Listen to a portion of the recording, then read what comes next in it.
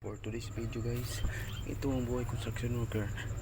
Malapit ng huwian guys, kaya magliligpit tayo ng battery guys. Ano po ito? Ito yung ginagawa namin palagi guys. Ayan, maghahakot kami kasama ko ng battery. Doon namin lagi sa unahan guys.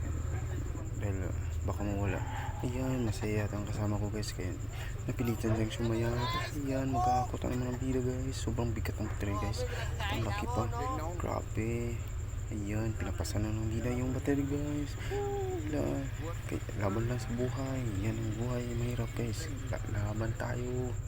Ayan, ito na naman yung guys, yung tangke ng gas at tangke ng oxygen. Grabe, ligpit tayo dahil uwian na. Bilisan ko, baka mahuli ako sa sundo, baka maiwan ako guys. Ayan, tulak mo ng bida guys.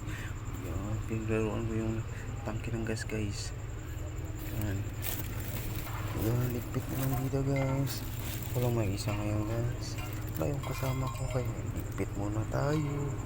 Grabe. Doon ko na kay guys para makita ng kasama ko guys kapag gabi. Baka mawala guys, charge sa amin. Lagot na. Ang mahal pa naman yan guys. Ayan, nililigpit namin guys. Ayan, tulak pa more. Laban Pilipinas puso. Grabe, tulak pa more. Grabe, ang bigat niyan guys. Salamat.